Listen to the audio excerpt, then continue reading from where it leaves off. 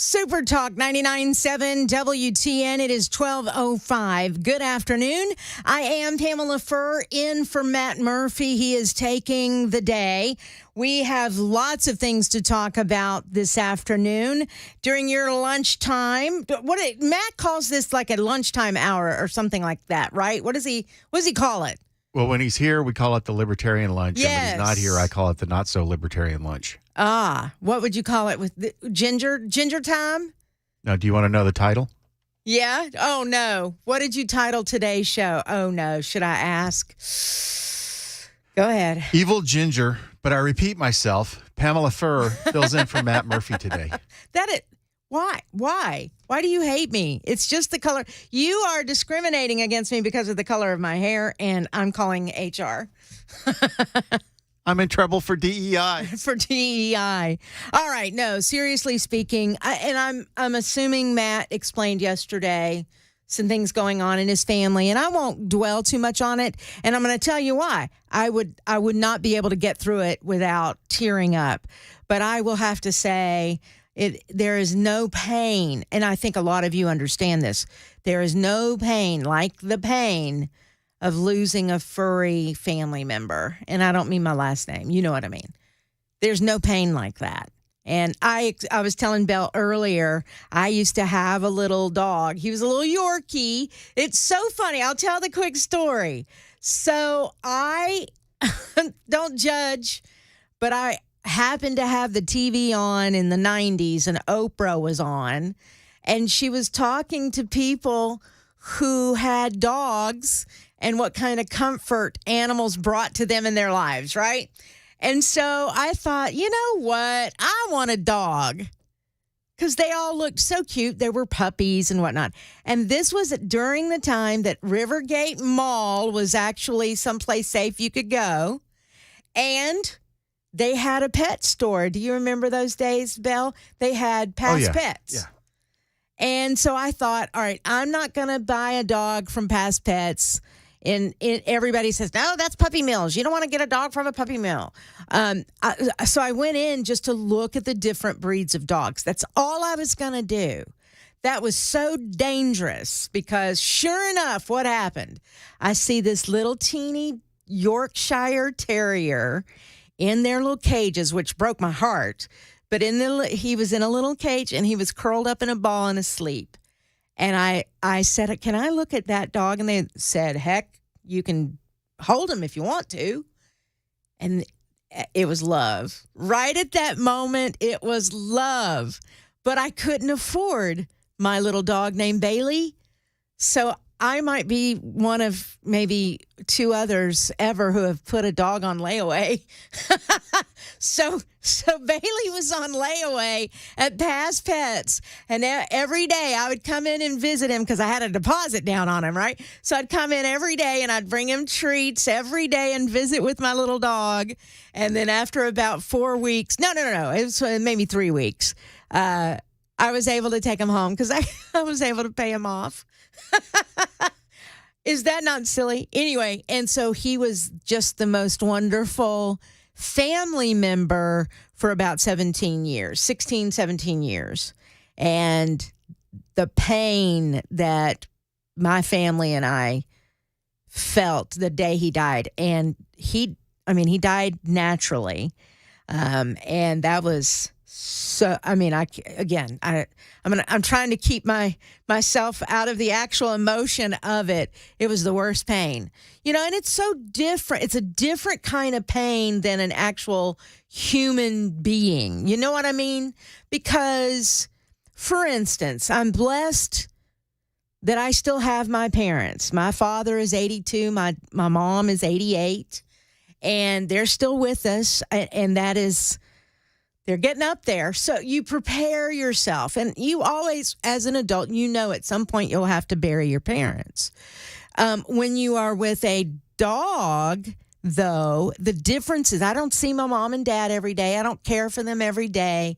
They don't jump up and down when I come home from work. Hey, good to see you.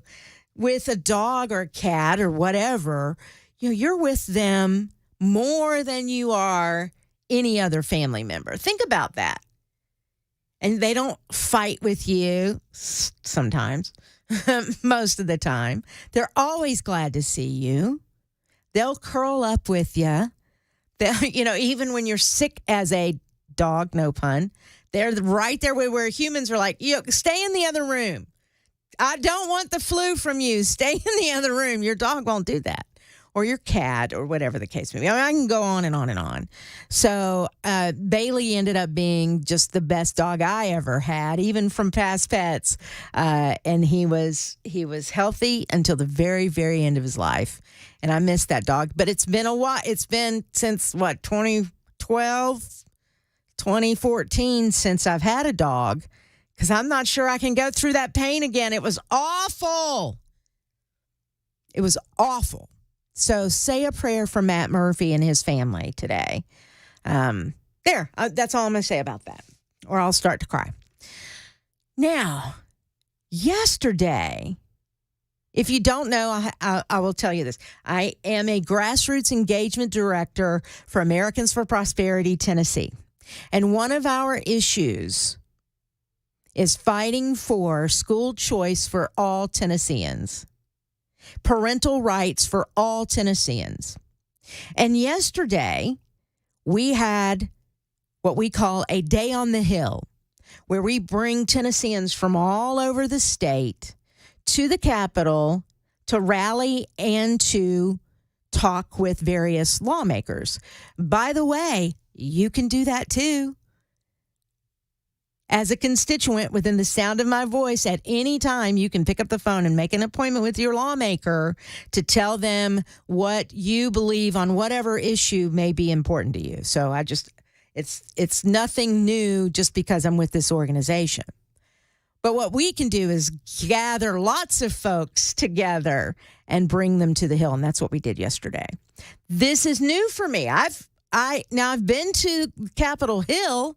I've been to Capitol Hill with Mark Pody before and Jack Johnson before. And I have friends who work in the Cordell Hull building who I love very much. They know who I'm talking about.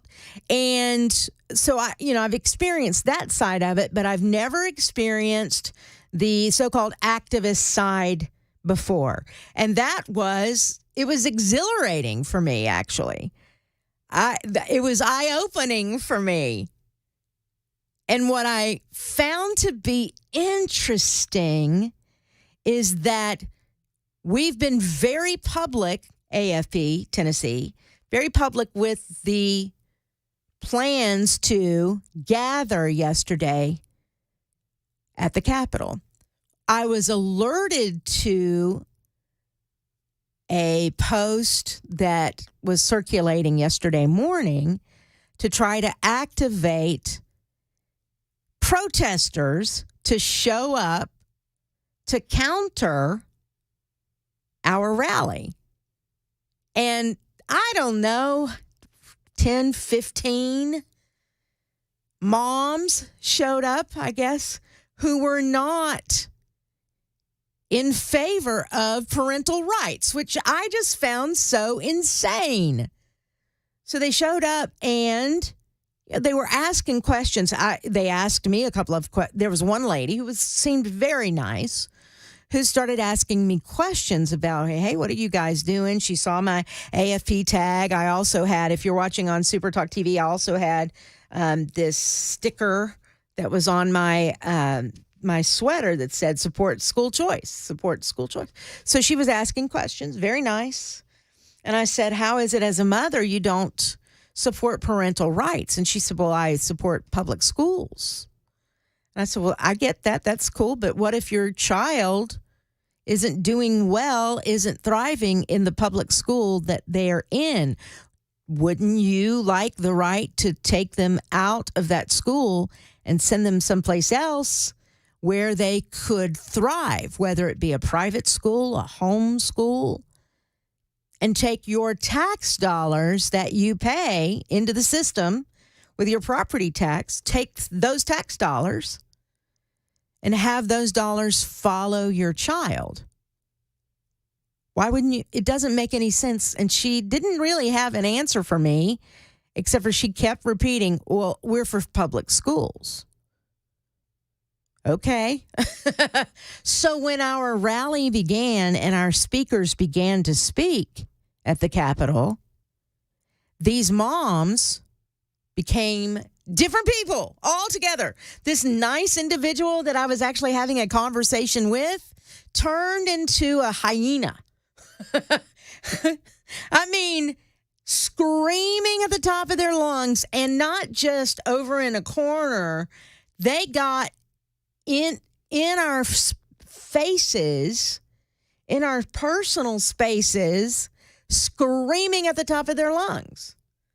And I kept thinking, what in the world? How are you going to accomplish anything by screaming at me and others who were there?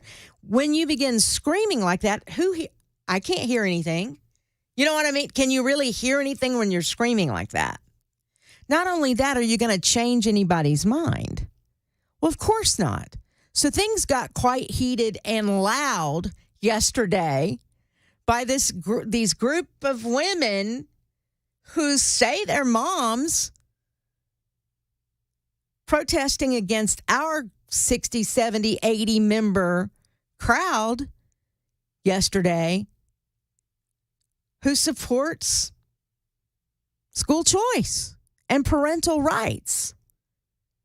I mean, believe it or not, we were fighting for those 10 or 15 moms who were screaming at us, and they didn't even realize it. They couldn't realize it because they had their mind made up, because somebody somewhere told them that school choice is a scam, which, by the way, is a lie. Somebody somewhere told them that parental rights means the collapse of the public education system. And that is also a lie.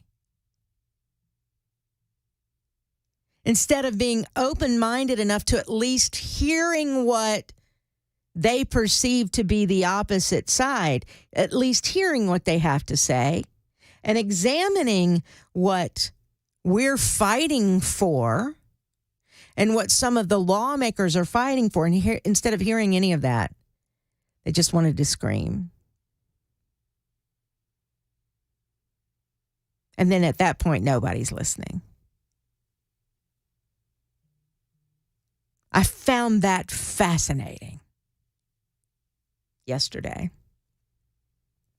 I'd never seen anything like it. You know, I do remember the days of the horn honking, and I do remember the days of fighting against a state income tax. I don't remember any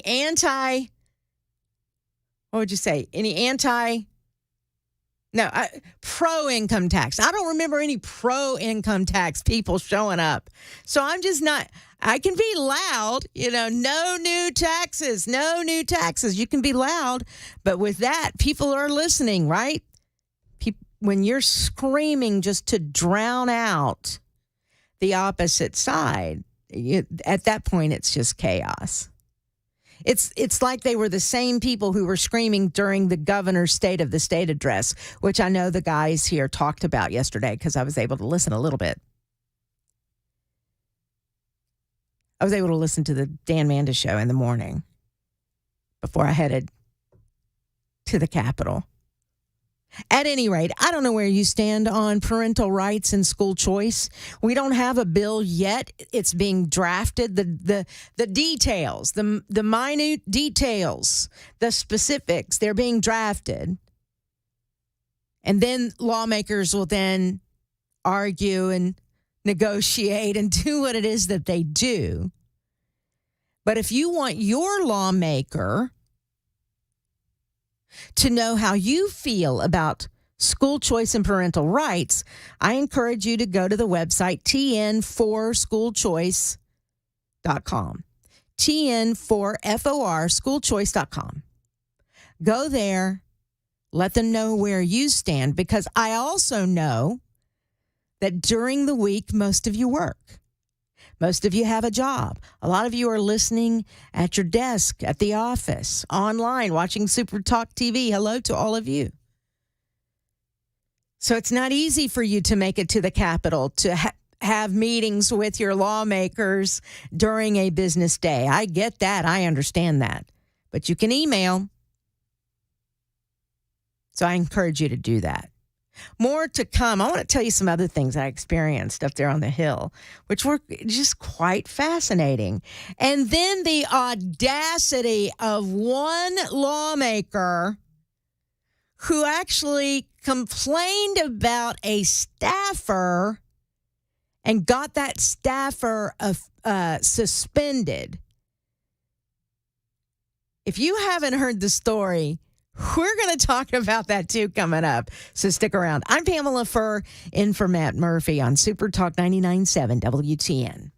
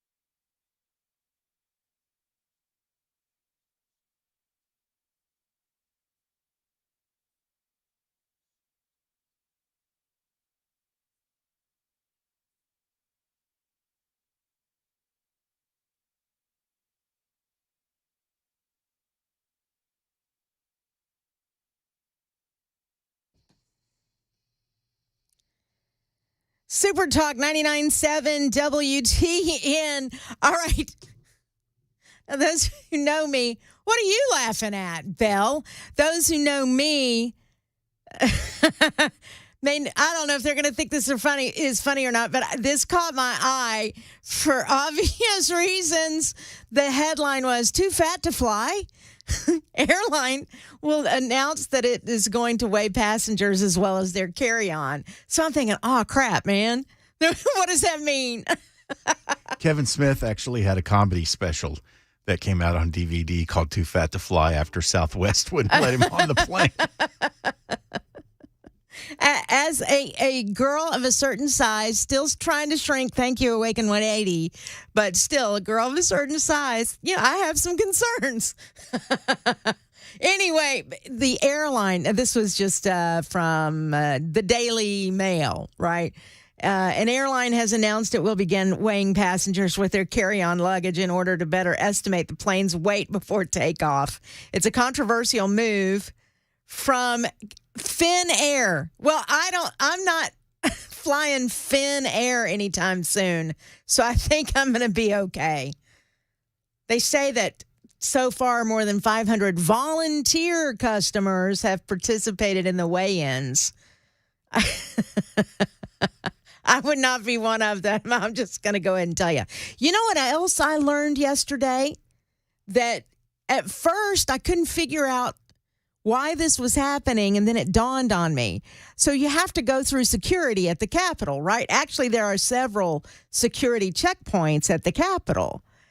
And as you may or may not know, I have had total knee replacement surgery. So I'm going through security at the Cordell Hall building, and as I'm walking through the metal detector, it kept setting it off. So I took off my earrings, took off my necklace, and it kept setting it off. And I'm like, guys, there's nothing else on me but clothes, and I said, I don't think you want to take this off. Trust me.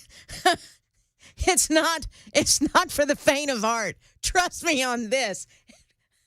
Making fun of myself. And then it dawned on me, wait a minute. And I said, hold up. Well, would titanium set this thing off? And the state trooper said, well, yes, ma'am, it would. I said, well, I have a brand new knee that's titanium. And he just looked at me like, why didn't you just tell us that from the beginning? But I didn't even think about it. I set off every metal detector every time I walked through. It was quite hilarious. So, and one more thing, sidebar, because I can't really get into anything serious now because we've got 2 minutes left in this segment. Did you hear the story? I know, topic with whiplash here, but did you hear the story about King Charles? He has cancer. Prostate cancer. Yeah. So now they say it's treatable and he's going to be fine. That's what they're saying. And look, and I'm laughing at the absurdity. I'm not laughing at cancer. But I want you to think about this for a second. Here's a man whose entire life he's been waiting to be king. He's been waiting to be what he was born to be. And when his mother became queen, she was young. He was just a child. And so his whole life, he's been waiting on her to expire. That sounds less bad, doesn't it? Waiting for her to die, right? So think about the emotion of that. It's your mother, but you can't be everything that you were born to be until she is gone. His coronation was it's not even been a year. His coronation as king. And can you imagine you haven't even been king for a year and the doctor says, I'm sorry, but you have cancer. I could just hear the king going, son of a, I'm not going to live that long anyway. I'm in my 70s. And here you tell me I have cancer. Can you imagine the conversation he was having with God? God, do you hate me? Why have you hated me my whole life? His destiny to be king, and now he has the C word, but cancer's not funny, obviously, but That just struck me as the definition of, I don't know, irony, I guess. It's 12:30. I'm Pamela Furr, in for Matt Murphy on Super Talk 99.7 WTN.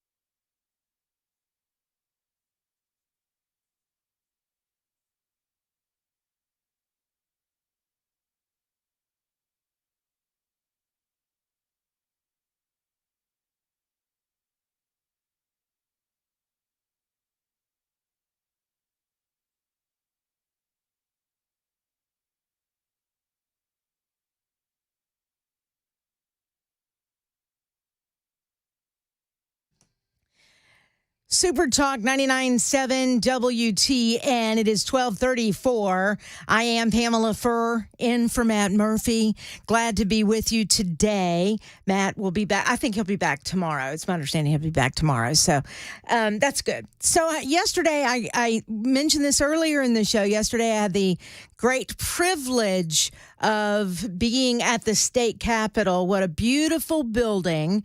Obviously an historic building as well, and had an opportunity to visit with quite a few lawmakers on school choice and parental rights.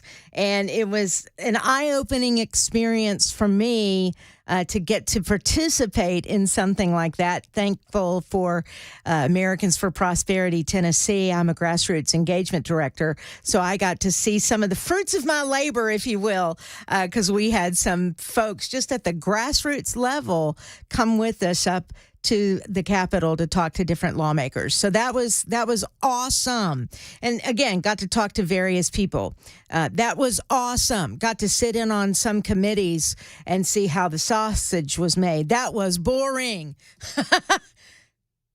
God bless lawmakers who have to go through that every session and listen to the numbers and the stats but it's necessary, especially when you're talking about money, especially when you're talking about taxpayer money. Better them than me. I'll just say that. But I got to sit there and listen to some of that. Now, I'm going to give Representative, away from the school choice and all of that, I'm going to give State Representative Justin Jones some kudos. If what he tweeted is true, then I'm going to give him kudos. Apparently, he said, today I passed my first bill through the Criminal Justice Subcommittee. This bill will hold people who create explicit AI images accountable for the proliferation of deep fakes. Non-consensual content victimizes vulnerable Tennesseans, especially women and children. Now, I'm going to tell you, I'm all for that. The idea that someone can create an AI image. Well, what was the most recent? It was Taylor Swift, wasn't it? Yeah. And so some of the deep fakes that are out there, they tell you deep fake Tom Cruise or deep fake. Who are some of the others? I know there's a Tom Cruise one that's actually pretty funny. Bill Hader from Saturday Night Live. There's a ton of those from him. Gotcha. But there were some explicit photos of an AI Taylor Swift. That, to me, is victimization. That, to me, is wrong to use her likeness and create something explicit when she didn't consent to that at all. So that's something I can get behind, right? I have a question for you. Okay. If you take that technology, which it's not using real pictures at all. Right. It's simply taking a likeness. What if you're not using an actual person's likeness and you create, quote unquote, child pornography using it? Is that illegal since none of it is real? Well, but it's child pornography, right? But it's not real. But there's no actual child involved at all. I mean, does that fall under this in any way, shape, or form? Do you know?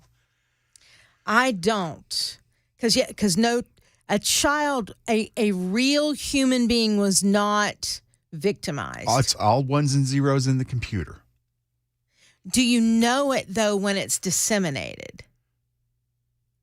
I guess that could be a deciding factor. Like, for instance, if some perv is sitting in his house and he's on the dark web and he gets a hold of these fake images, the AI, but he doesn't know it's AI, and then he distributes it himself, not knowing it's AI, is he breaking the law? Ooh, God bless. I don't know. That makes me wonder. Because it's not, no one has been victimized. That's a pretty deep question. It is, because here's some questions. So, is it against the law to be a perv? It's not against the law to have those thoughts in your head. It's against the law to act on them. Yeah. To act on them with a child. and film it or what have you. But if no child, a real child is involved, boy, I don't know.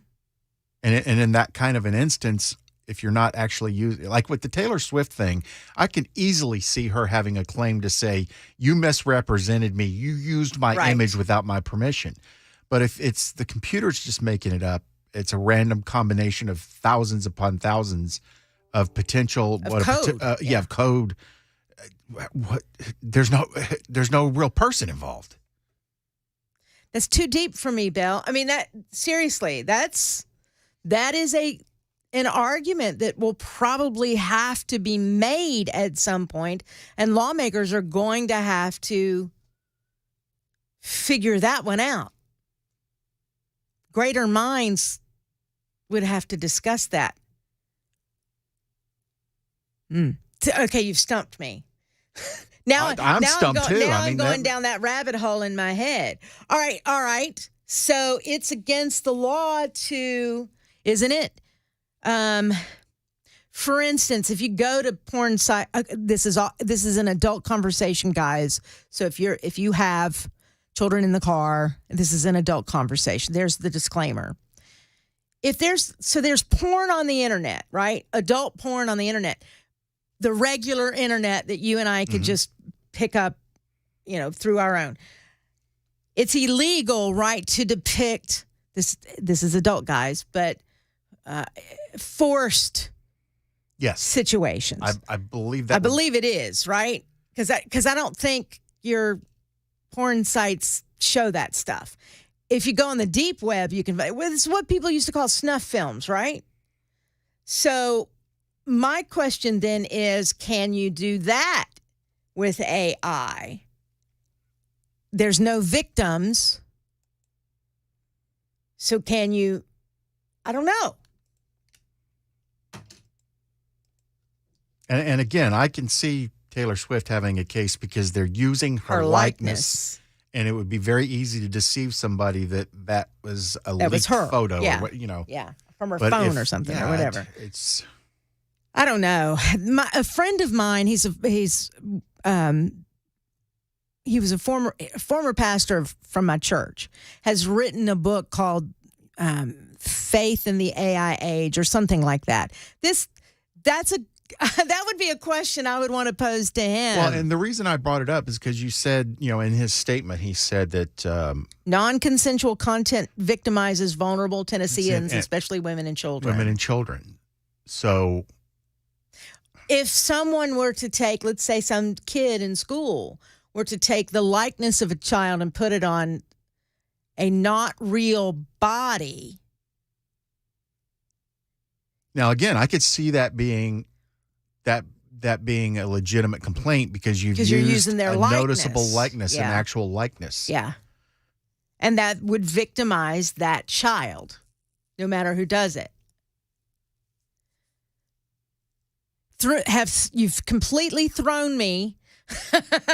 Well, that's what's making me wonder, though, is if this bill that he's presenting, that he's gotten through the subcommittee, if there are details like that. If there are details like that would prevent or not prevent that. Here, you know what? When we go to our commercial break, unless you want to do it right now, you can actually look up the bill and the language in the bill. Just go to the Tennessee government website, look up Justin Jones, and then look up the bills under the criminal justice section, and you can see look up his bills, and you can see that. Boy, this got real deep real fast. And I got to tell you, I know many times that I have filled in on this program, I have said to you that AI technology, where there are some great uses for it, scares me a bit.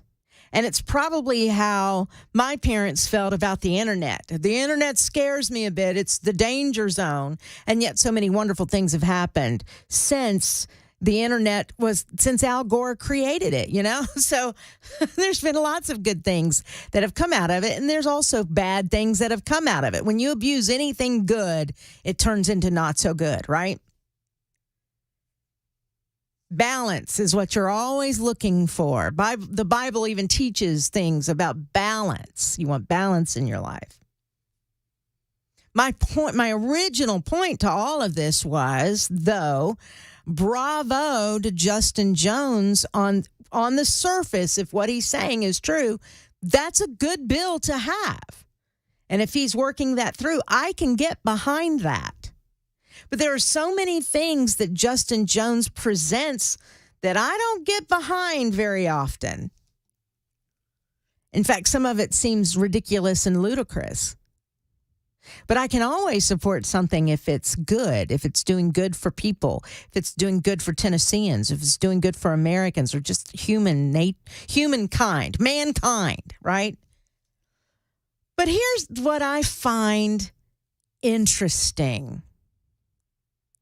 Justin Jones, who made a spectacle out of last year's session of the General Assembly here in Tennessee, made a spectacle of it by taking up a bullhorn in the House chambers and shutting down the procedures that were going on, or the proceedings that were going on in the House. Screaming, yelling. Whose house? Our house. Whose house? My house. Whatever. And the business of the people was not getting done because of those kinds of interruptions. I find it interesting. This is a news story that came out late last night, that a legislative staffer was suspended after a, quote, inappropriate confrontation with a Tennessee House of Representative member. According to a letter to the staffer, the incident with Justin Jones occurred in the hallway next to his office on the evening of January 9th, 2024. The staffer worked for Representative Tory Harris out of Memphis. Quote, she started to berate me. You don't belong here. No one likes you here. You're a disgrace to black people. That's what Jones said was yelled at him during an interview. I find that rich.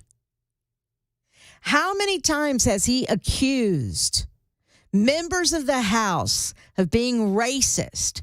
How many times, even before he became a lawmaker, would he show up on Capitol Hill yelling at people, yelling at members of the General Assembly?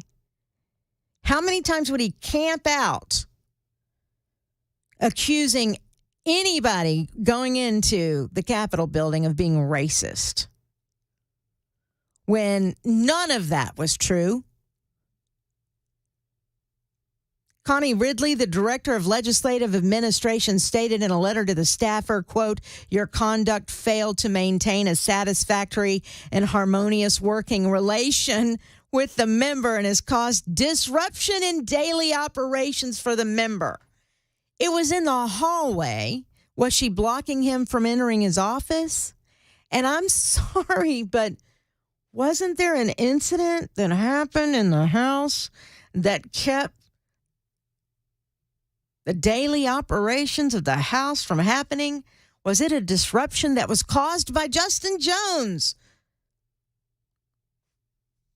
The staffer's been placed on disciplinary suspension beginning January 30th through May the 3rd, which is pretty much the rest of session. The suspension will be without pay from February 1 to February 16th, so 2 weeks with no pay. The remainder of the disciplinary suspension will be with pay. Personally, I don't want my tax dollars paying somebody who's not actually working, by the way. I have a problem with that. The letter says the staffer is required to participate in counseling with the Emotional Wellbeing Solutions Program regarding emotional and behavioral health. Are you kidding me? So it's the staffer, not Justin, who has to participate. Yes. Are you kidding me? And by the way, this is also someone who works for a Democrat. Are you kidding? I want to just there. I can't. But there's so many words I want to use right now, and I can't. But they deserve these words. If the staffer completes the required counseling, she will be able to return to regular duties on Monday, May the 6th. You know what I would say if I were the staffer? Nope, can't use those words either on the radio. Thanks, but no thanks comes to mind. See ya, wouldn't want to be ya. It also comes to mind. It's 12:51. I'm Pamela Furr on Super Talk 99.7 WTN.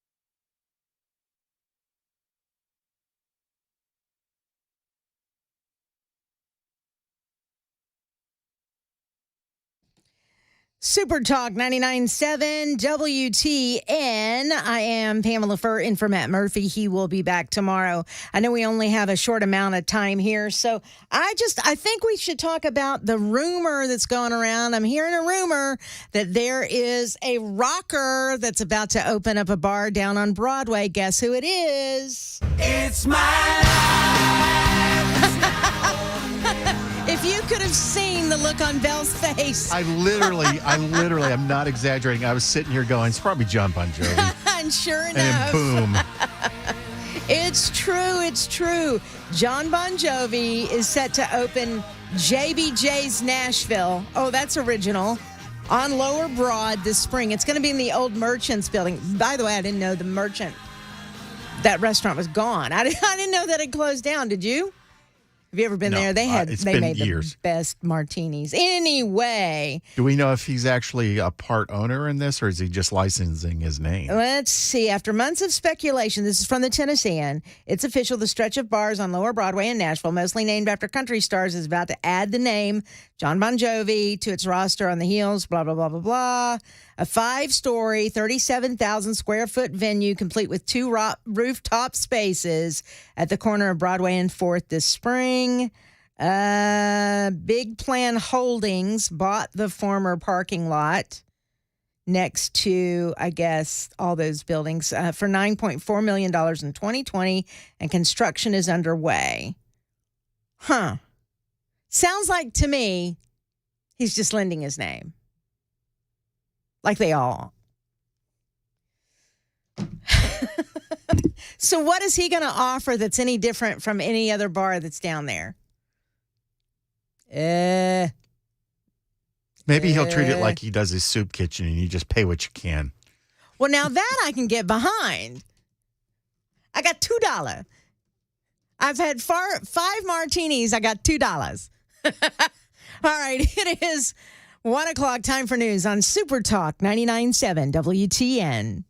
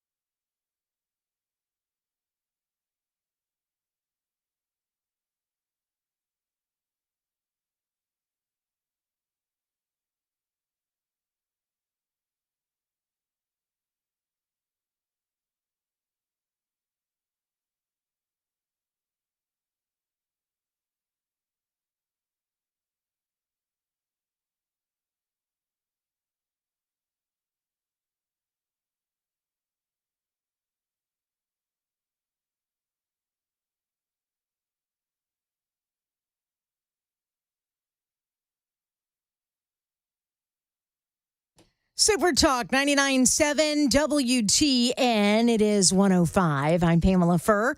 In for Matt Murphy today. He is taking the day off.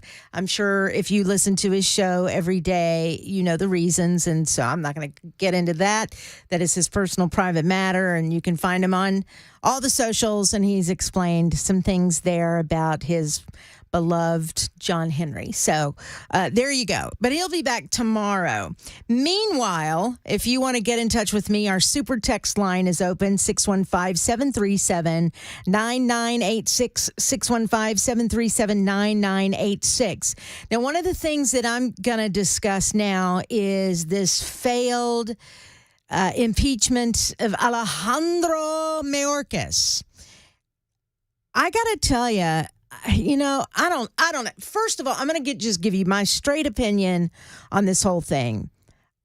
I adore our Congressman Mark Green, and that was probably an inappropriate way to say that. I didn't mean it the way it probably came out. I am a huge fan. How's that? If he were to run for governor tomorrow of the state of Tennessee, he'd have my vote, 100%. I've known him for a long time. He is someone who has supported my charity just by attending the Bourbon Bash every year, or not every year, but he has attended and spoken at my Bourbon Bash. When he was at the General Assembly level here in the state of Tennessee, met with me several times over some Blue Lives Matter legislation. And has supported police, firefighters, first responders, the military for years and years and years. And I believe he was a great senator for the state of Tennessee, and now, of course, a U.S. congressman for the state of Tennessee. So all that to say that I just don't know if this was necessary. I mean, we have a slim majority in the House. And the truth of the matter is, all of this can be fixed in the fall once a Republican wins the presidency, right? Once we have our elections in November and get a wider margin of the majority in the House and take back the Senate. So we're 8 months away, right? Am I right about that? This is February, March, April, May, June, July, August, September, October, November. All right, 9 months away. We're 9 months away from Election Day. In the time that it's going to take to impeach Alejandro Mayorkas, we could do it very simply in one fell swoop by electing the right people into office. Now, I say that. I mean, do you honestly think in the Senate they're going to vote to impeach him? So if that is the case, then what are we doing? Because it's not going to change anything. Now, is it certainly putting Alejandro Mayorkas on notice that he has been derelict in his duty to keep the border safe? Of course. But is it going to change anything? That's my question. Is any of this going to change anything? No. The answer is no. Speaker Mike Johnson insisted it was not his fault that the House GOP suffered dual embarrassing failures and said they will try again to impeach Homeland Security Secretary Alejandro Mayorkas. What's happening here? You're seeing the messy sausage making, the process of democracy play out, and it's not always clean. It's not always pretty. I agree with him on that. Mayorkas needs to be held accountable, insisting he would not give up. Last night was a setback, but democracy is messy. We will pass those articles of impeachment. We'll do it on the next time around. But again, is it holding him accountable? What is it going to do? Does it have any teeth? I think what the entire point is to get the Democrats on record so that the Republicans can go campaign and say, you wouldn't even hold the border czar accountable for all these illegals. You wouldn't hold them accountable for letting fentanyl get in Exactly. at the border. You have blood on your hands. But they can do that now. They can do that now. But it's a much bigger talking point if they have them on record as having voted against impeaching him. You're doing all of this for a campaign ad? That's my problem, if that is indeed the case. And look, do I think that he has been derelict in his duty? Yes. Do I think that the Democrats are full of crap? I really want to cuss here. I'm trying not to. Bill, you need to be really close to the dump button. For gosh sake, watch your language. I am telling you, they've been derelict in their duty from day one. But I'm also telling you that President Biden 100% could fix this right now. With the stroke of the pen, he could fix the problem. But instead, he wants to blame the Republicans that they won't vote on the border bill, the border and foreign aid bill, which is doomed. They're voting on it now. In the Senate, they're voting on it right now. It's doomed. It's not going to happen. It's going to fail. If the president really cared, which he says he does, cared about the border, he could fix it. He has the power to do that. It's called executive order. He had the power to undo the good that was happening at the border. He could put it right back. That's what I don't understand about Democrats. If you really cared, you could do exactly what Donald Trump did and own it. You really could. You could say, all right, it's gotten too out of hand. Stay in Mexico until your case can be heard. Stay there. Borders closed. Bye-bye. And take credit for it. Own it. And the truth of the matter is, it would be better for the country all the way around if that's what the intention was from Democrats. But they don't care about the border. They don't care about what it's doing to everyday Americans. They're looking to eventually, don't you agree? Eventually get them to vote. They're looking at voting numbers. Can I play something for you? Sure. This is Mayorkas from 2 years ago. But the messages are mixed at best, Mr. Secretary. Martha, good morning. The message is quite clear. Do not come. The border is closed. The border is secure. So he's a liar. So if the border was closed and secure, why do we need this bill at all? That's what they've been telling us for 3 years, that the border is fine. There's no crisis. And then suddenly it's Trump's fault that we can't secure a border that is fine and there is no crisis. It's the Republicans. They won't vote on this bill. They won't vote on this bill that would help this crisis. It's all BS.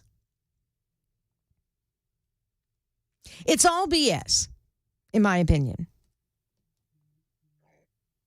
Getting rid of Speaker, and look, and here are people blaming the failure of passing this impeachment of Mayorkas. They're trying to blame it on those who got rid of Speaker McCarthy also.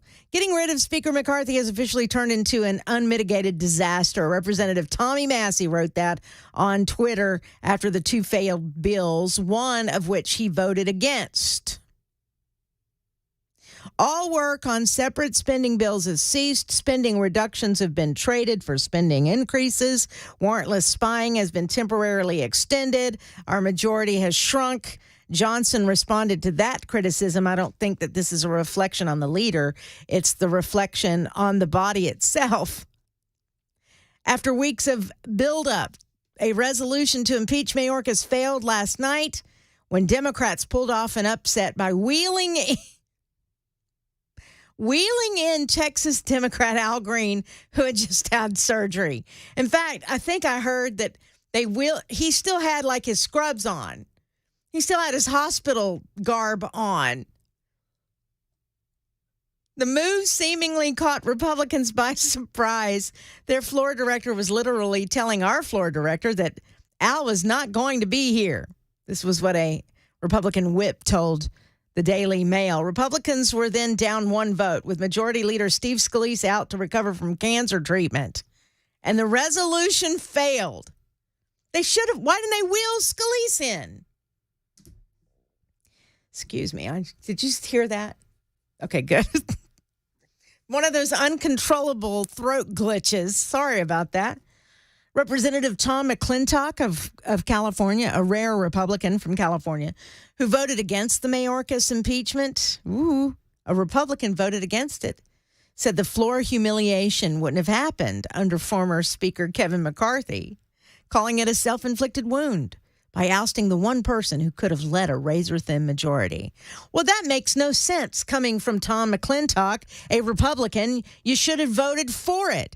You mean to tell me that you voted against it simply because McCarthy was not the speaker? You mean to tell me you didn't want to hold Alejandro Mayorkas responsible or hold him accountable simply because you voted no? Simply because Speaker McCarthy wasn't there? It was a 2014, I'm sorry, it was a 214 to 216 vote. 2 freaking votes. They lost by, actually, I guess they lost by 3 votes.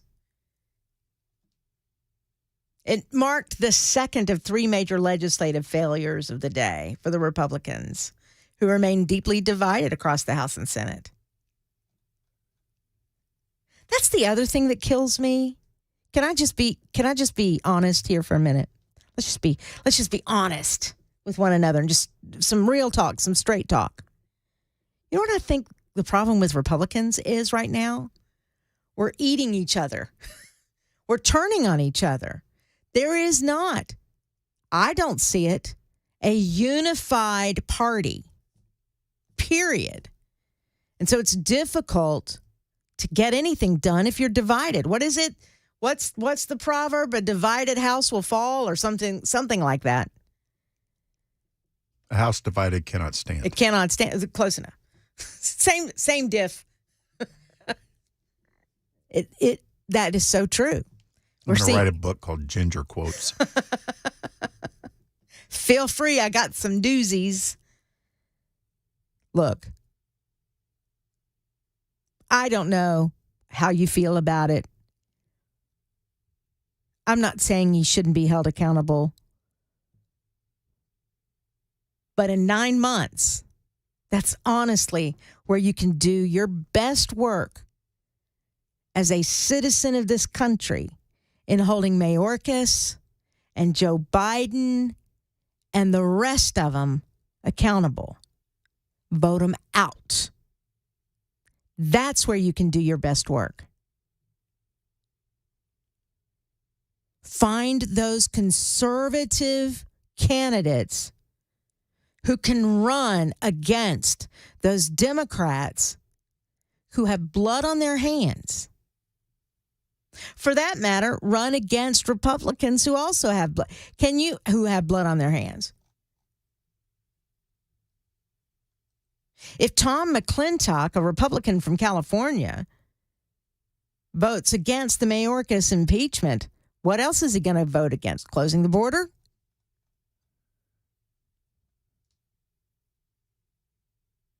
You mean to tell me in California, where illegal crossings also happen, you mean to tell me that you're representing your people by voting no against this impeachment? That's surprising to me.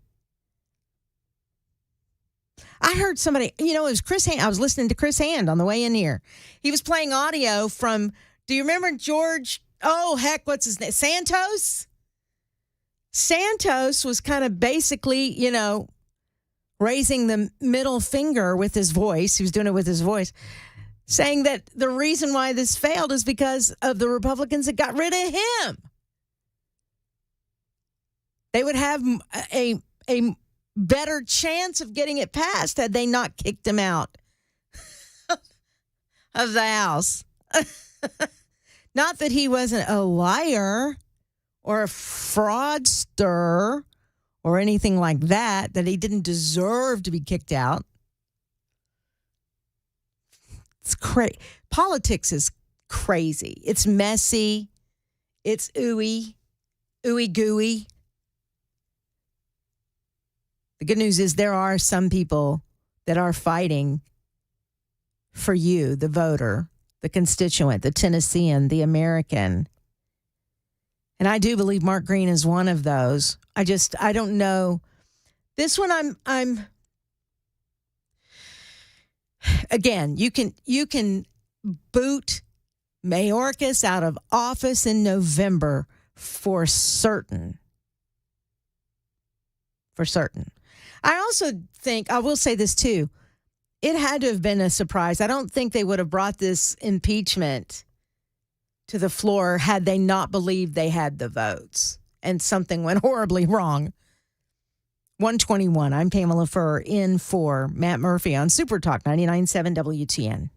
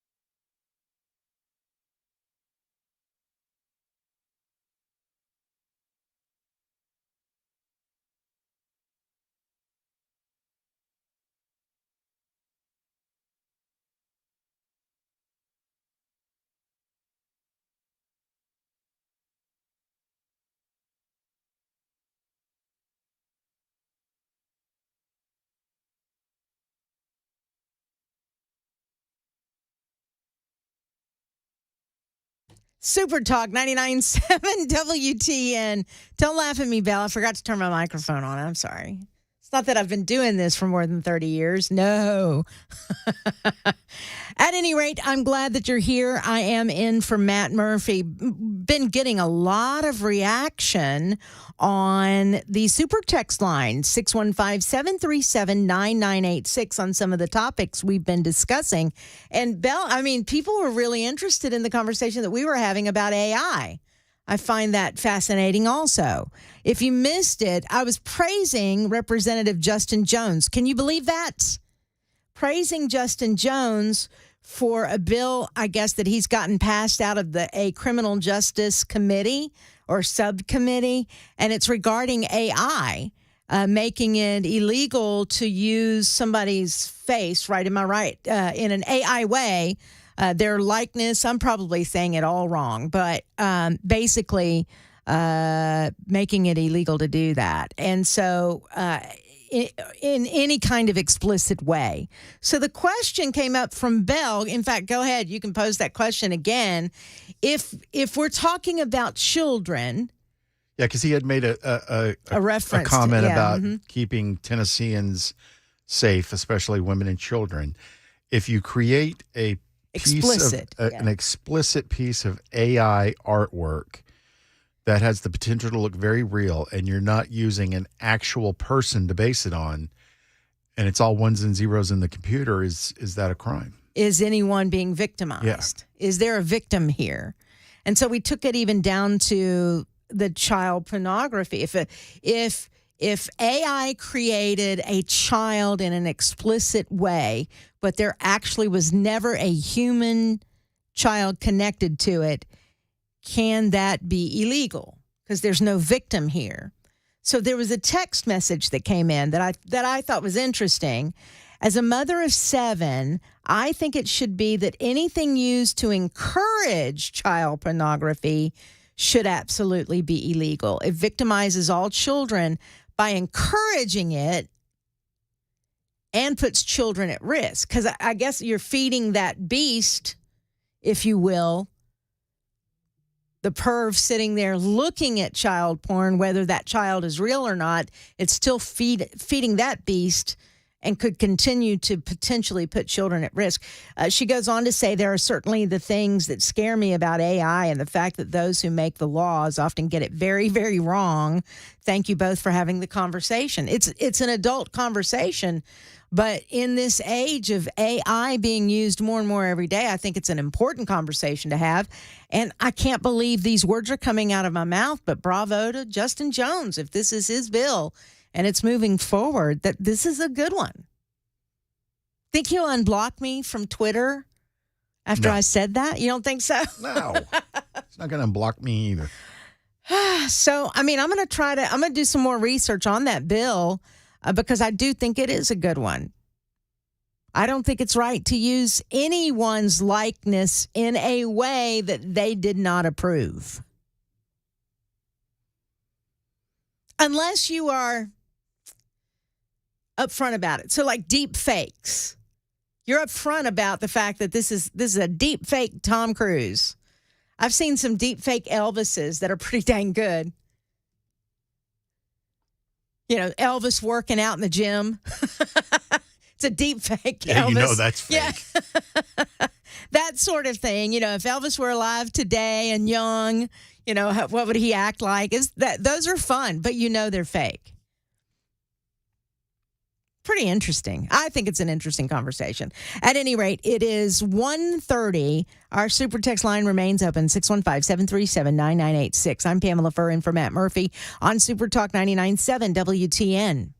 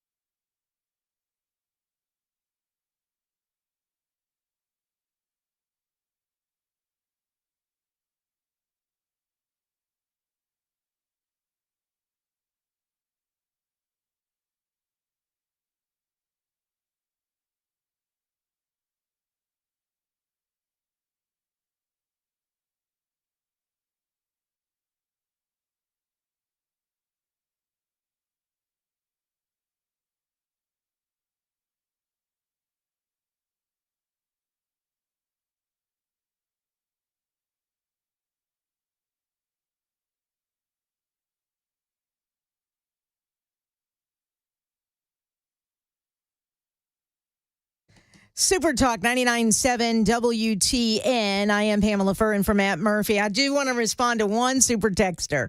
Pamela, my question to you would be, why would you even praise a guy for getting the AI bill passed if you don't know what's in the bill because you haven't read it? I said clearly, sir, if you don't know what we're talking about, Representative Justin Jones. In fact, let me just pull up the information here because we know how my brain works sometimes and I don't remember things specifically. Every once in a blue moon. He actually tweeted, I passed my first bill through the Criminal Justice Subcommittee. First of all, he didn't pass the bill. The bill has not been passed yet. It's just gone through a subcommittee so far. He says the bill would hold people who create explicit AI images accountable for the proliferation of deep fakes. Non-consensual content victimizes vulnerable Tennesseans, especially women and children. So I clearly said, if this is true, then bravo. Can I not say, is it wrong for me to say that? We call that a caveat. Caveat, children. Did you know that word? Anyway, that's why. No, I haven't read it. I'm just going by what he tweeted. So if it is true, then I can praise it. If it is true, it's a good idea, in my opinion, if it is true. The bigger story to me is the staffer who's been suspended for activity that Justin Jones is notorious for participating in. The bigger story to me is he complained because someone was actually yelling at him in the halls outside of his office. Apparently, Justin Jones was butthurt because that staffer says, no one likes you. No one wants you here. And I think what really made him mad was the fact that does he represent Memphis? No. Justin Jones represents a part of so it's Davidson County. Pearson. It's Pearson is okay. Memphis, yeah.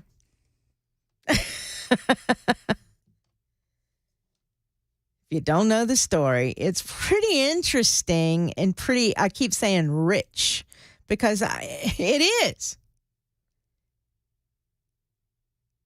Jones, who shot to national fame as one of two Democrats expelled by their Republican colleagues last year for their participation in a protest calling for gun control. Boy, isn't that an interesting way to put it? That's the Associated Press writing right there.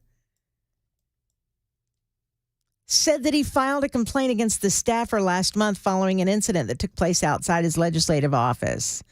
He said the staffer confronted him in the hallway, began yelling at him, and didn't leave until another lawmaker intervened. Where else has that happened before with Justin Jones? Was the staffer using a bullhorn? It does not say in this Associated Press story. Jones said that an independent investigation was conducted and it was determined that the staffer would be suspended until May. He said, now this is what Jones said, no matter who you are, no one should be talking to another person like that.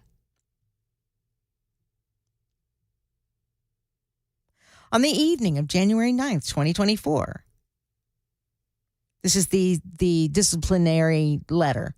You were in an appropriate confrontation with a member of the House of Representatives. This incident occurred. Good grief, hold on. Pop-ups are popping up. This incident occurred in the hallway adjacent to the member's office. Your conduct failed to maintain a satisfactory and harmonious working relationship with a member. She said things like, this is what another news organization is reporting, things like, we don't like you. Nobody likes you here. You don't belong here. Why didn't he just laugh and walk away? like other lawmakers do when you call them racist to their face. When you was it cold coffee or hot coffee? Remember that incident long before he was a lawmaker? He was in the halls of, and was it Cameron Sexton? I don't remember who it was, but they were all getting on an elevator that is only meant for staffers. They are or members of the House. They were the only ones that could get on that elevator, and Justin Jones threw whatever was in his cup that he was holding at them. Do you remember that? Talk for a second. I think it was cold coffee. I'm not sure, because it would have been more. I probably would have. I mean, it's assault one way or the other. It's assault, but no, all of that investigation went down, and yet your butt hurt over words. You know what? We need to get back to that old rhyme that you learned as kids. Sticks and stones. I mean, it's so simple. I feel even silly saying it. Sticks and stones may break my bones, but words will never hurt me. There was a time, kids, you may not know this, but there was a time that if somebody insulted you, that you could just walk away and it not even bother you. Today, in 2024, someone insults you and you end up having to go to therapy. Oh my God. They called me a name. And I'm trying not to make fun, but we do have snowflakes. They didn't use my right pronouns. They didn't use my right pronoun. They did not acknowledge my race. Why couldn't they do that? Or like these moms I ran into at the Capitol yesterday, rally for school choice and parental rights. And these moms are butthurt because we want to give them the right to choose. They're so offended that they have to shout you down or give you the stink eye when you're walking the halls wearing your support school choice stickers, which, by the way, if you're watching on Super Talk TV, there you go. There you go. Can you see it? Is it coming through? Am I holding it properly? Yeah, it's fine. Okay, gotcha. It's okay to not be offended. Belle calls me awful names every day. Ginger's one of them. That's not awful. That's just being truthful. Is it being truthful? Yeah. Doesn't bother. Do you know the concept? I'm talking to the younger generation that's listening to me right now, and I hope I don't sound condescending. I'm not trying to be, but I think you honestly don't know this. But there's this concept of not giving words power. Justin Jones yesterday gave the woman who insulted him power. Now, of course, now she's suspended, so I guess the joke's on her. Regardless, he gave her power by being offended, by being insulted. He could have just brushed it off and walked away. There are millennials and those who are younger than millennials. I don't even know what they call them now. Gen Xers, Gen Zers. Is there another name? There's now another name for even those that are young. I think we have to start using the Greek alphabet soon or something. I'm yeah, not sure. because it's just too much. There is this concept of not giving someone your power. Look, I'm a big girl. It does not insult me when someone I don't know calls me fat. Now, if it's someone I know, it does hurt my feelings. So I end up handing my power over to that person. But somebody I don't know doesn't bother me in the least. If someone calls me a ginger or stereotypes me because of my, doesn't bother me in the least. There are super texters who will text and will insult me. You're so stupid. You don't know what you're talking about. It doesn't bother me in the least. When people talk about me on Twitter and say things like, well, and Pamela with her white privilege, I mean, I think it's just hilarious. It doesn't bother me when people insult me because I've never been married. It doesn't bother me. I don't give them power or 1 second to live in my head. I used to have a stalker, if you will. It was I don't know why I'm telling this story, but I used to have a stalker. She was in the National Guard. She was mad because I was dating a guy that she had dated at one point in the National Guard, by the way. And we did have that little bit of connection, and then we dated the same guy. But she didn't like it. So she would call me on the phone and say all these horrible things and then hang up. And then she'd call me again and hang up. And call me again and hang up. So finally, I don't know, after days of this, months of this, I just said to her, look, and I can't believe she didn't hang up. She actually listened. Look, you're not bothering me. What I find funny and sad is that you've spent all this time calling me. I'm living in your head. You're thinking about me. I haven't been thinking about you. When we hang up, I'm not going to give you another thought. But you've been thinking about me a lot. For no reason whatsoever. I have space in your head, and that's silly. That's stupid. And I told her, you're better than that. Don't give me that kind of power in your head. And do you know she never called again? She actually listened to what I said. Don't give somebody that kind of power. You can choose whether you're going to have a good day or a bad day based on what somebody said about you, even to your face.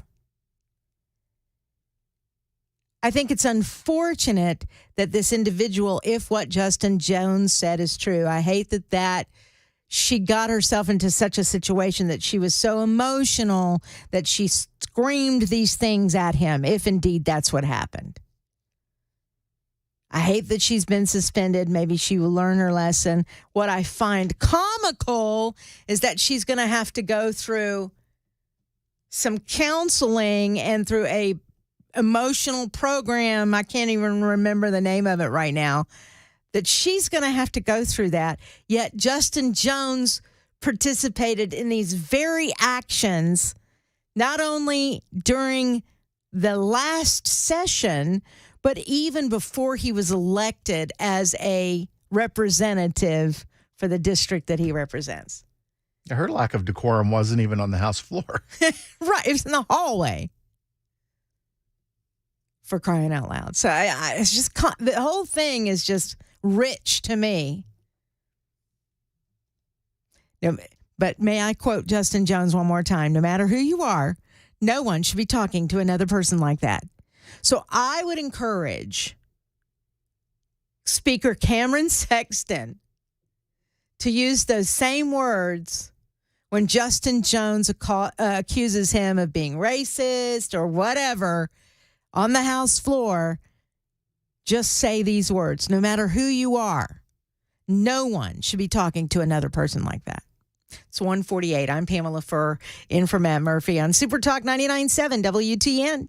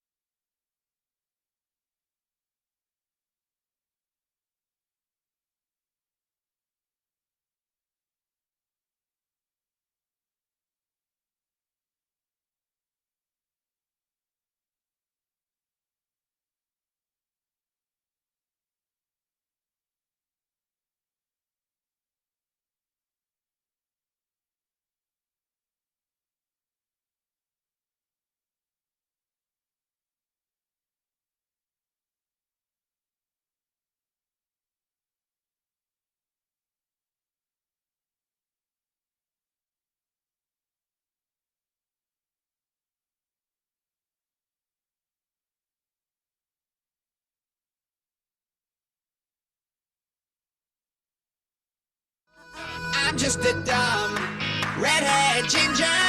You better run. I want your soul. I'm just a pale freckled ginger. I came from hell. My blood is cold. I have no soul. How long does this go on? Stop. You're a terrible individual. And you know what? You can't hurt my feelings. You are nothing to me. Okay. You cannot get into my head there, Belle K. Who's laughing? I'm so sorry. Is that Mac? I'm so sorry. Why are you laughing at that? Sorry. You caught me off guard. I am Dollar Store Reva over here. And Yes. somebody somewhere with red hair damaged producer Belle. And I don't know the story, and I've been dying to know the story. You're right. He's And scarred. everybody's laughing. Oh, my gosh. He's scarred somewhere. Something happened. Something happened, and his life went terribly wrong a long time ago. All right. Well, who is that? I need the copy. I actually need a copy of that song. That's actually pretty funny. Who is What's that? funny? Is the name of the song "You Have No Soul"? It's a parody of a Pitbull song called Timber. Oh, well, it's great. And Belle will be reporting tire slashed later this afternoon. No, I'm joking. Of course I'm joking. I do not do those things. All right, Mag Maury, I'm glad you're in here. You know what I was actually going to talk about for just a minute? Okay. What was Taylor Mania. it? Oh, yeah. The Swift Bowl. The Swift Bowl, Heck people yeah. are calling it. Now, okay, you're a true blue Kansas City Chiefs fan. Yep. Does the Taylor thing bother you at all? No, not really. I mean, I don't mind that much. No. I grew up with my guy Travis Kelce too. Yeah, Yeah. he's one of my favorite athletes. So I'm excited to see him happy on a separate note too. Well, It's cool to of see. course. Yeah, he found someone. So that's He cool. found someone to take away the heartache. Well, I'll tell you this. Yeah, we'll talk about this in the next segment. And please don't tune out. Don't go, oh, my God, not Taylor. But I think I'm going to bring a good point to the table. I think I am. We'll see. You can be the judge of that. Coming up on Super Talk 99.7 WTN. Mac Maury, glad to have you here.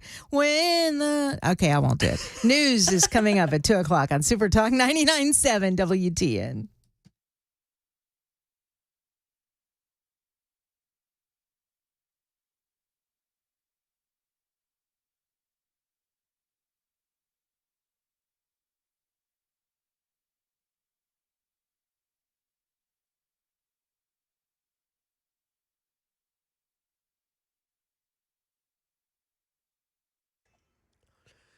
Two o'clock, I'm Mac Maury with your top stories. 67 degrees, a sunny day in Music City. Got a full forecast coming up in 2 minutes. Secretary of State Antony Blinken meeting with leaders in Israel at the West Bank today, hoping a deal gets finalized to free the remaining Israeli hostages. Hamas has responded to a proposal. Blinken saying, quote, "There's a lot of work to do to be done, but we're very much focused on doing that." James Longman is in Tel Aviv with details from the Hamas response. The framework suggests 3 separate phases, 45-day periods, where there'd be kind of progress made in different ways. The first phase, you would see the release of all hostages under the age of 19. You'd see women released, those who are sick or injured, those released. And then the IDF would have to withdraw from built-up areas. The second phase would see the IDF withdraw completely from Gaza. And then in the third stage, there'd be bodies and remains of those killed on either side exchanged. But we just don't know if Israel is going to agree to that. And right now in Nashville, Shondell Brooks, whose son Nikila Da Silva was killed in the 2018 Antioch Waffle House shooting, has announced her candidacy to represent District 60 of the State House of Representatives. Brooks posted she's been working on gun violence prevention for the past 6 years and plans to continue as an elected official. Right now, District 60 is represented by Democrat Darren Jernigan. In the nation's capital, no real comment from the White House in the interview that former Fox commentator Tucker Carlson plans to do with Russian President Vladimir Putin. On board Air Force One today, National Security Council spokesman John Kirby says that Putin's aggression against Ukraine should not be overshadowed. I think it's pretty obvious.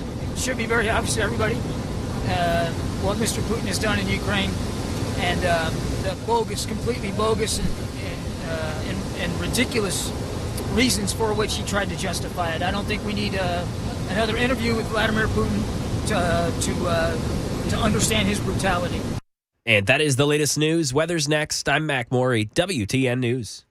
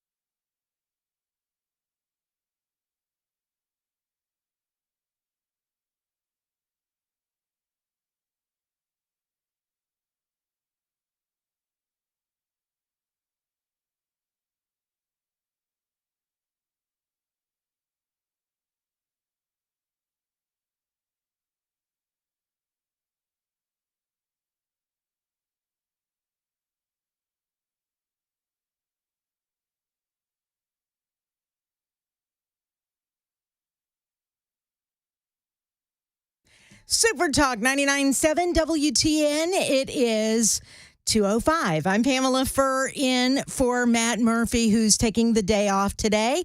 He will be back tomorrow. You can find him on all the socials to check in with him if you'd like to do so. But I'm glad that you're here with me. The Super Text line is open, 615-737-9986, 615-737-9986.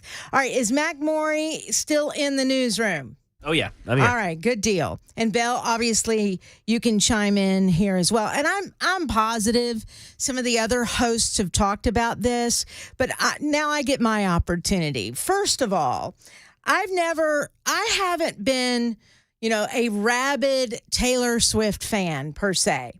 Now, I'm a fan of songs, not of artists. You know what I mean?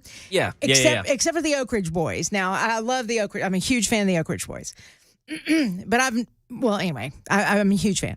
So when it comes to music, I like songs. And so there are several Taylor Swift songs that she's written that I absolutely love and I think are very well written. In fact, I think she shows a lot of maturity in the songs that she has written. One of my favorites, she didn't even put on her record in the beginning. I don't think, I could be wrong, but A Better Man that Little Big Town recorded is a Taylor Swift song. I love their version, but to hear Taylor Swift sing it, it's fantastic. And she wrote it, that's my take on the music of Taylor Swift. There are certain songs of hers that I like. I wouldn't pay buku money to go see her in concert because the money that I could afford, I'd be in the nosebleeds and I would have to watch it on the screen rather than, and see a little bitty body somewhere down there on the stage.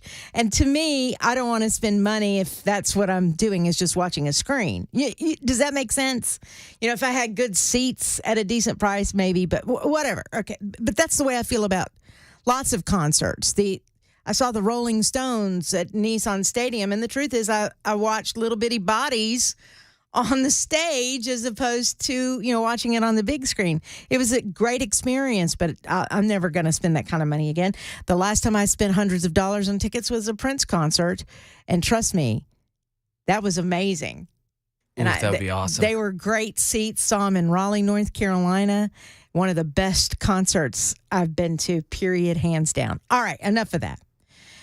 What I do respect Taylor Swift for is being a strong female who's made her own business decisions along the way, with, of course, consulting with her parents and whatnot. But once she's become an adult, she's made some really savvy business decisions. She has been involved in every aspect of her own career. Why would I not, as a female, admire that? I think that's fantastic. And wherever she goes, everybody else also wins. She makes lots of money, and everybody that is surrounded by her makes money. Does that make sense? She'll go into a town with her concert, and the economy of that town goes way, way up. Now, Mac, correct me if I'm wrong, but I think I'm reading this right. Viewership of Chiefs games have gone way up. Oh, yeah. Yep. Ticket sales have gone way up. Through the roof. In it's going to be Las Vegas, right? Yeah. In Las Vegas, already they're seeing a spike, not from the normal NFL fan, correct? Yeah. So everywhere she goes, she makes other people money. So I don't know why people are all in a tizzy. It makes no sense to me that I saw video footage of the championship game last Saturday, whatever it was. She and Kelsey were walking through, well, it may have been members of his family. I don't think it was him. But they were walking through something. Somebody yells out to her, "You're ruining football. You're ruining." And she goes, "I didn't do anything." What? And just kept walking, And she hasn't. It is not her fault that the cameras pan to her up in the box watching the game. That's not her decision. That's the decision of those who produce that particular game, that particular day, right? The producer. Pan to Taylor. They also pan to other celebrities that might be in attendance, for crying out loud. I don't understand all of this. I don't understand what the whole gripe is. And here's the other thing, y'all. The gripe seems to be coming from the Republicans, and I don't know why. Makes no sense to me. Because she's a CAI psyop that, they're using her to throw the election. Exactly. She and Travis aren't really a couple. They're just, they're manipulating the public. That's exactly right. Is that what people are saying? Yes. And they're saying it with straight faces? Yes. That is ridiculous. Please tell me. Let's see. I don't want to name names. I have a gut feeling that it's not. No. All right. Do you know who I'm thinking of? Yeah. 7672 texted in exactly what I was about to say. Jack Nicholson, you're ruining basketball. That's exactly right. Have you ever watched a Lakers game? A Knicks game? Spike Lee? I mean, what are we doing? Hello. They always pan to celebrities, for crying out loud. You watched the Grammys, didn't you? Yes. That joke that what's his name, Noah? The MC. Yeah, he's What did he say? I can't every remember. time Taylor won something, they were going to pan to a football player. Oh, that's good. That's funny. That was pretty funny. I do remember Trevor that Noah. now. Trevor Noah. That's pretty funny. Well, again, look, and conservatives, here's the thing. Somebody said Taylor is a huge non-Trump supporter and she's a huge Joe Biden fan. Who cares? I want to check this and make sure I'm correct on this. Isn't this America? Does she have the right to vote for and support who she believes in? I disagree. She supported Phil Bredesen over Marsha Blackburn for that Senate seat. And I think in the documentary that, what is Miss Americana or whatever it was called, she emotionally made that decision. And I think her dad was very concerned about her making that decision on socials, etc. But it was her dad, her mom, and somebody else from the management team in the dressing room. And they were very concerned. She emotionally made that decision. I disagreed with the decision, but I respect and will fight for her right to be free to make those decisions. You know what? Conservatives or Republicans who are making those kinds of claims, maybe find a star yourself that will encourage people to vote or to register to vote. Somebody whose career hasn't been over 20 years ago. Come on. Maybe as Republicans or conservatives or libertarians or what have you, we should start attracting the younger voter, the younger crowd, as Taylor Swift is doing. I disagree. Again, I disagree with her stand. I disagree with her support of Phil Bredesen. I disagree with her support of Joe Biden. I disagree with it all and will loudly proclaim that. But she has a right. She's an American. She has a right to be wrong. She has a right to encourage other people to go register to vote. She has a right to do that. And if she has influence over people, she has a right to that. She's doing nothing wrong from a freedom standpoint. If we are respecting, I'm sorry, Mac, I got all political on you for a minute. But if we are Americans and we respect freedom and liberty, that includes those who disagree with us. I believe I can compartmentalize and enjoy her music and hate her politics all at the same time.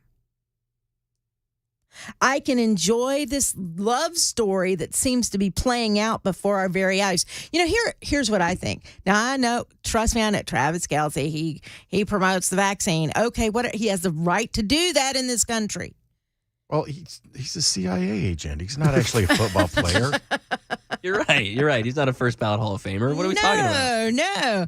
All right. His brother's a CIA agent, too. Y'all, all right, you know what this whole love story has made me do? Do you know whose podcast I've started listening to? Travis and Jason's? Yes. New Heights, yeah. It's great. It's really good. It's fun. It's funny. It's all of the words. And I never would have even thought about watching it had this whole controversy not popped up. Yeah, I think it's actually pretty interesting because it's not just two football players talking. It's two brothers talking, and that makes it even more entertaining. Yeah, just like with Eli and Peyton. Yeah. It makes, they are entertaining. Again, let's see. Hold on. Taylor Swift has hundreds. This is a super texter. I did not pre-read this. Taylor Swift has hundreds of millions of dollars, and she'll tell her fans who put her concert tickets on their credit cards and took out loans to fly across the country to see her and are probably living paycheck to paycheck to vote for Biden, the very person responsible for this, I can't say this word, I almost did, for this crappy economy. Well, if you're living paycheck to paycheck and you take out a loan to go see Taylor Swift, You're an idiot. You're an idiot. You're very fiscally irresponsible, and you deserve what you get. I mean, but we live in a country where you're free to be an idiot. You're free to be wrong. You're free to take a stand on things that I may disagree with. Do we not fight for that kind of freedom? Now I'm remembering John Adams, who represented a British soldier. This was before the 13 colonies decided to declare their independence. He represented a British soldier, not because of anything else except for that British soldier was innocent of the charges that were brought upon him. He fought for the truth. He fought for the freedom of this guy, even though they all hated him because he was a British soldier.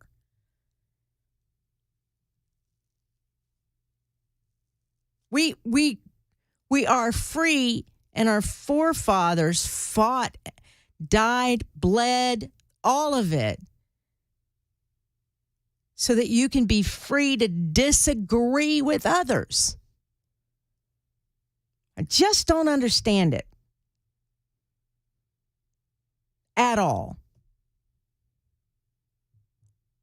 I just don't understand why you can't just enjoy football. I mean, back to McMorey there, who's probably trying to write a newscast, and I keep interrupting that. Sorry. No, this is great. But here's the beautiful thing that's been happening. From my understanding, now you have daddies and daughters watching these football games. Yeah, what's the percentage of female viewership that's in, do you know off the top? I don't know off the top of my head, but supposedly the female viewership has gone way up. Like gone way sky up. high. Yeah. And, yeah, there's so many heartwarming videos of little girls watching football with their dads and asking them questions about the game eventually, just because they want to sit there at first because of Taylor Swift, and then they're watching the game, and yeah, they're bonding. They're bonding with their fathers. And man, now I'm getting chills just even talking about that. It's a cool thing to buy. Look, Daddy, why did that man throw his helmet? Well, because he's a punk, honey. Daddy, why did you just yell at the TV at the ref? What's that word you just used? Yeah, that kind of thing. Look, just enjoy the game. Enjoy the love story. Look, who knows if they'll stay together or not? What I like is the fact that it seems as if Taylor Swift is now dating a real man instead of these wimpy little peons. I don't know. Does that make sense? More of a testosterone-driven guy as opposed to these artsy-fartsy kind of people that seem... they don't satisfy her. Oh, come on, John Mayer could kick the crap out of Travis Kelce. Oh my goodness! Really? Just stop that nonsense. Mac, do you know what a celebrity death match is? Oh, I'm in. On MTV, they used to do these with claymation, and they were great. They would pit people against one another, and that would be a good one, wouldn't it? Travis Kelce and John Mayer. Oh man, that'd be a quick one, I think. That'd go quick. And then Travis would just laugh and walk away. Yeah, he'd be like, okay, man, I don't want to embarrass I don't want to hurt you anymore. All right, it is 2:20. I'm Pamela Furr in for Matt Murphy on Super Talk 99.7 WTN.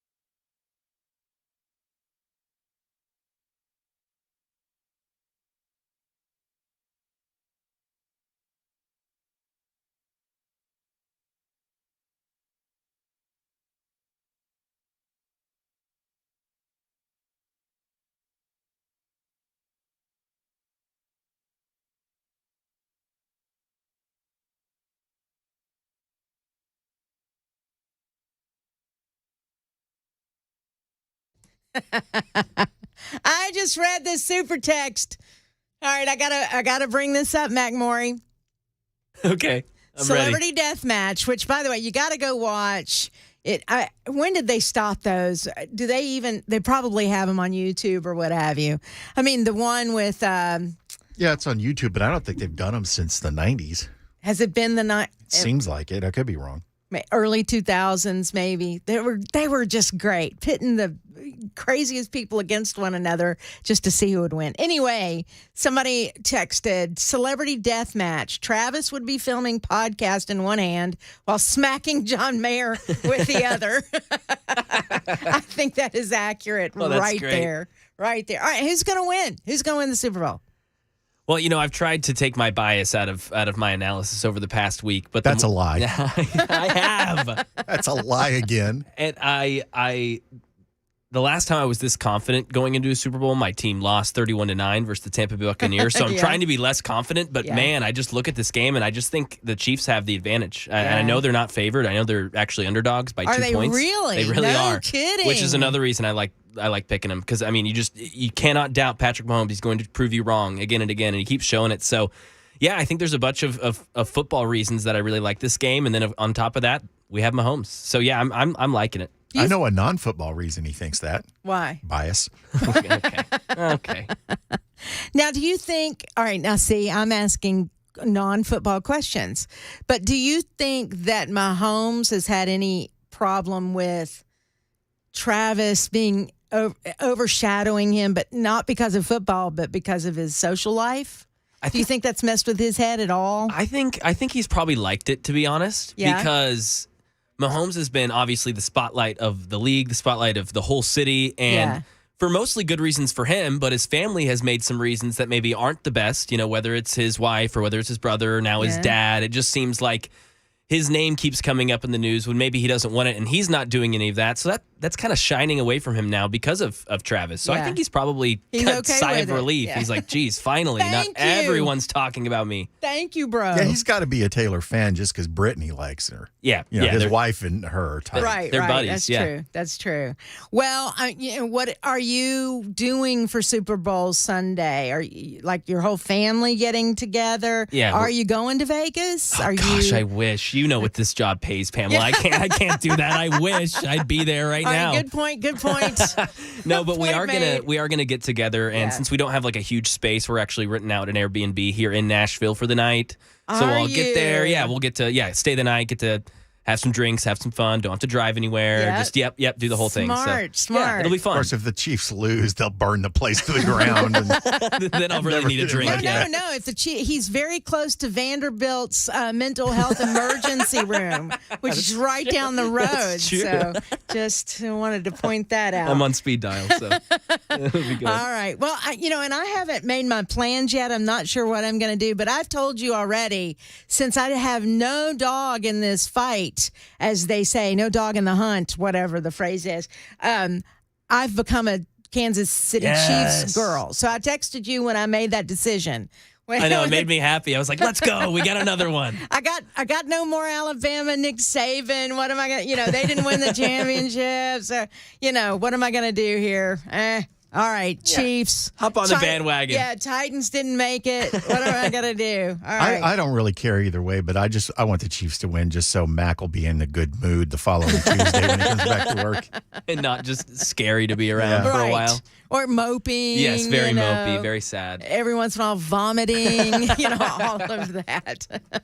All right. Thank you, Mac Maury. And, again, I don't know why conservatives are getting their panties in a wad. Just calm down. As Taylor would say, you need to calm down. You're being too loud. Yes. You need to calm down. You're being too loud. You're running football.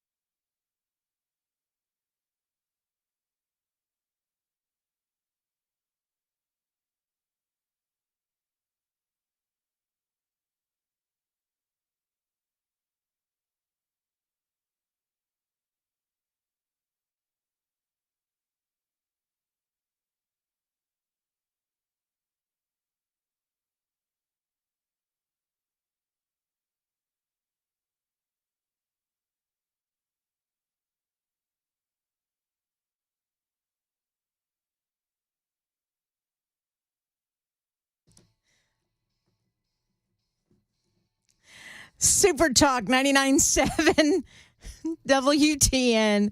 All right, I didn't even think about this. You realize, McMorrin, that Taylor Swift went to high school here. She went to Hendersonville High School. Is he in there? Yeah.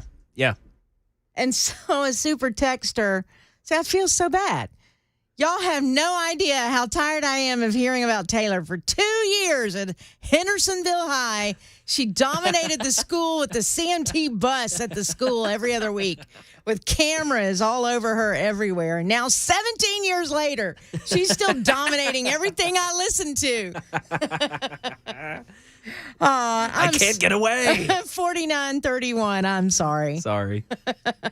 Enough Taylor Swift. She will do to Travis Kelce what she did to Drew Hardwick, the Drew from Teardrops on My Guitar. Is he a local guy? Was he somebody in high school? I don't know who that is. I don't either. I haven't followed her career enough to know. So if I just outed somebody from Hendersonville High, I apologize for doing that.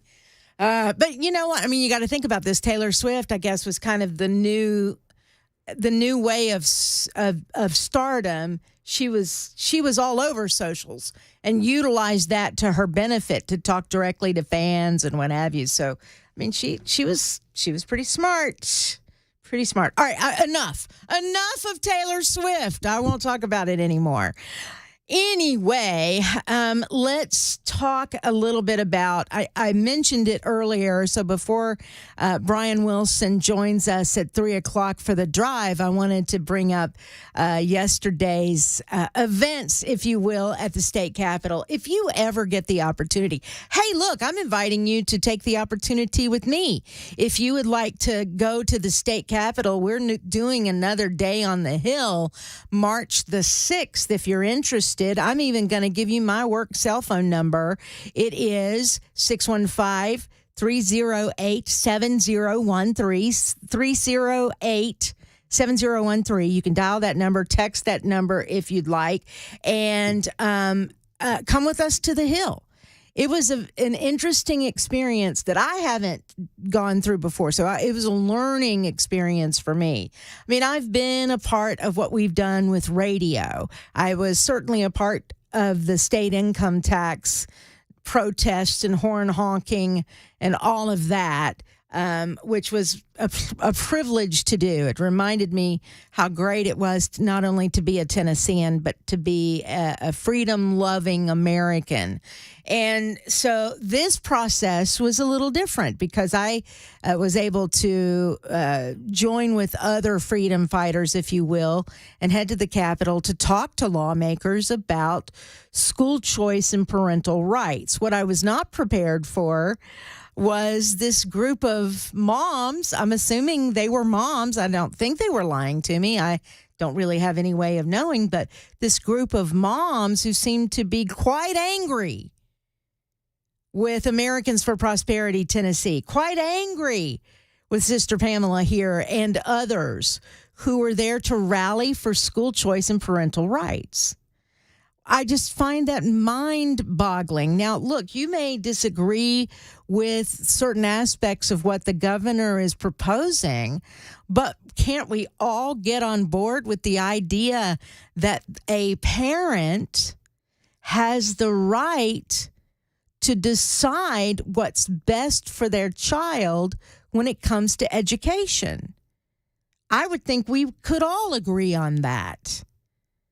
But when you would say that to these moms, they would get angry and start screaming at you and screaming at the crowd so that the speaker could not be heard.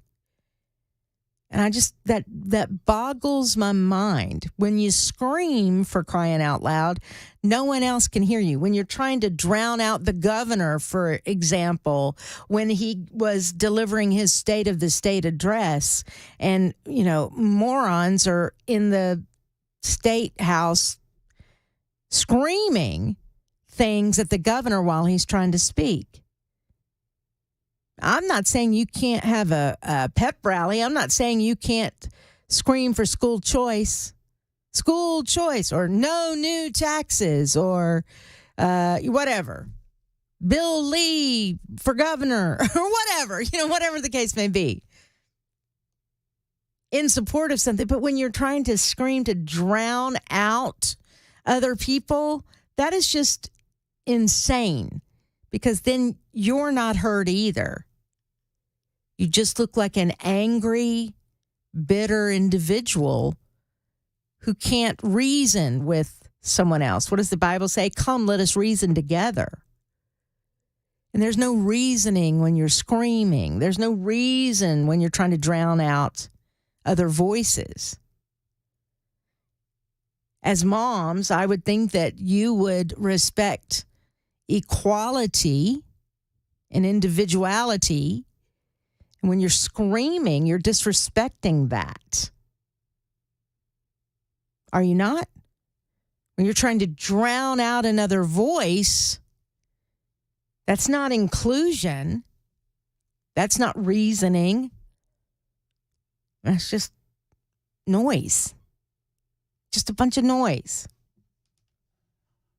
And that was very interesting to me yesterday. It was very interesting to me how others responded as well. It made people more resolute in their decision to support school choice. It didn't change anybody's mind. Again, it made them certainly made me more resolute in supporting school choice. Now, I'm waiting, like everybody else, for details of the bill that the governor wants passed. But here is what I know to be a fact. Students improve their test scores and are more likely to self-actualize when they're in a learning environment that best suits their needs. Who knows better of what learning environment would best suit their needs than a parent? School choice, universal school choice, gives parents control, gives parents back control over their tax dollars and their child's education. Remember, it's your money. It's not the government's money. It's your tax dollars. Whatever they choose, or whether they choose to send their kid to private school, home school, or remain in public schools, parents are empowered with universal school choice and parental rights. They're empowered to do what's best for their family. How is it that moms would disagree with that power, that empowerment? That's silly to me. Universal school choice is also for teachers. It doesn't harm teachers. It helps teachers. Teachers are proven to benefit when school choice is implemented with increased competition for their skills and more career paths. Tennessee teachers win when you're talking about school choice. Fund students, not institutions, students.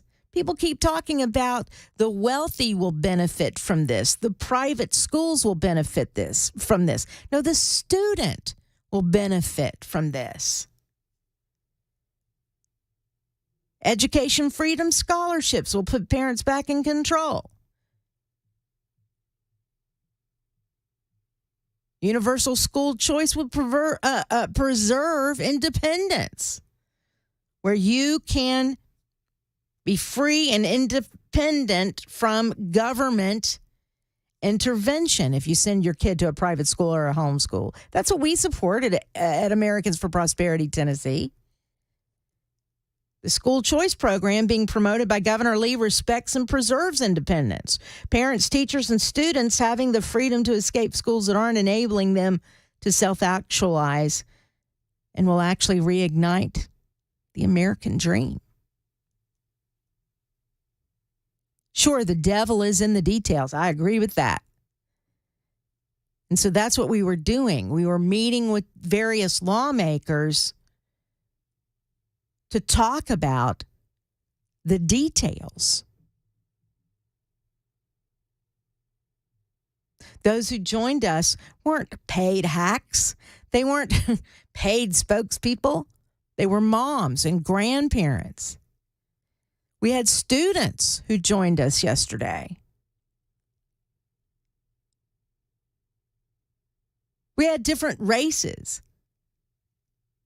White, black, brown, different color, all saying we support universal school choice.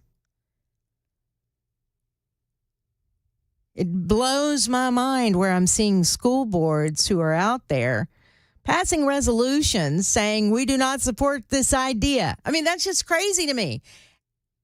Days after the governor announced this is what he wanted to introduce for 2024. Just that boggles my mind.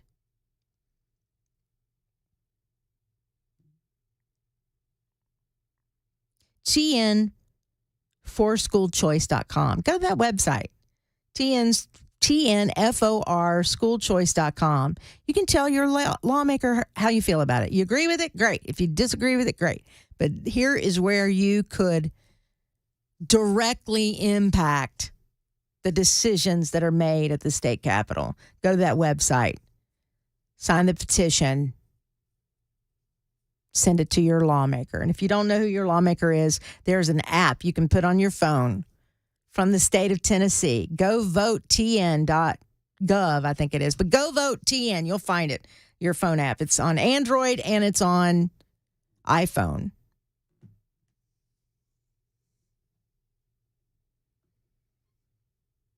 Don't you think, as a parent, you know what's best for your kid?